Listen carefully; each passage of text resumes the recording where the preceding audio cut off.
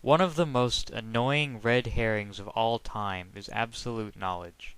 The use of certainty and the misuse of the word theory are critical points used to argue against positions like atheism and the discrediting of science. However, these words are dishonest and poorly thought out idea which serves only to show that whoever uses it is desperate. The idea that absolute certainty is somehow a necessary consideration sets an unrealistic and highly impractical standard. Is there any dissent in the acceptance of the fact that the planet is round? Consider first exactly how much evidence supports this claim that the Earth is round. Then consider that it technically can't be known for certain.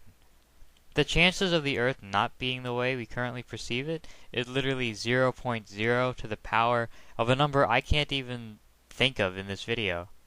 Does that give any credibility to the rejection of the idea that the Earth is round? Not even slightly.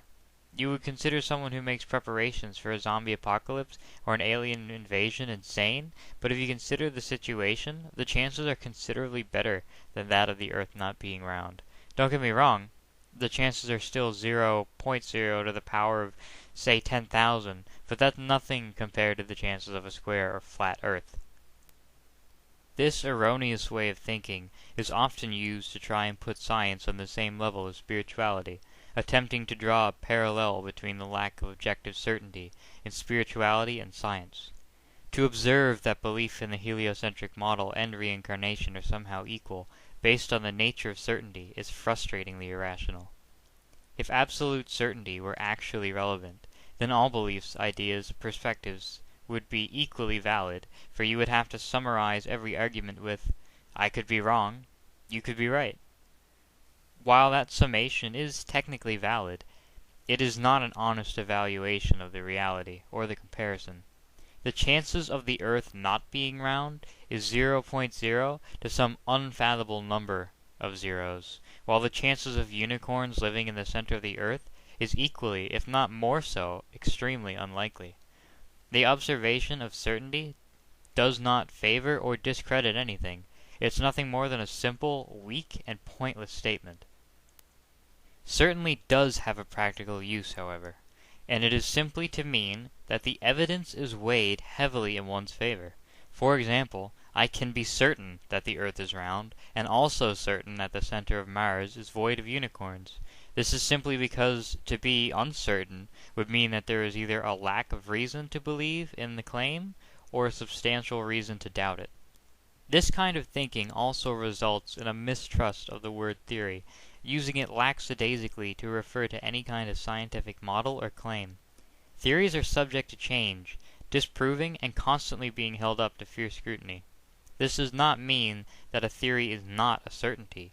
It simply means that it is the best current understanding based on the available evidence. This definition is not lighthearted. It is a serious and difficult thing to accomplish, being the best current understanding based on available evidence. Scientists constantly test theories, and a theory is only accepted once it properly explains all the phenomena of which it discusses and has no reasonable doubts about it. New evidence that comes along does not impact science like an asteroid, reverting it to some primordial state in which everything is completely reformed. Rather, evidence is like a stream which constantly shapes and refines the crude edges of our understanding.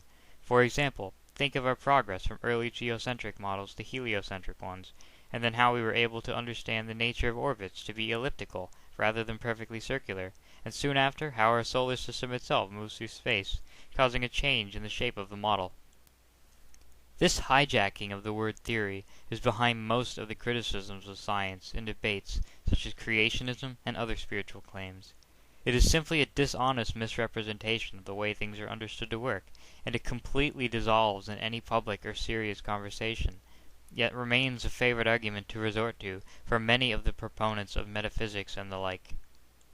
I firmly believe that the clarification and eradication of this gross misunderstanding is a vital step in a global move towards rational thought, and in the meantime a seriously annoying thing to hear in an argument.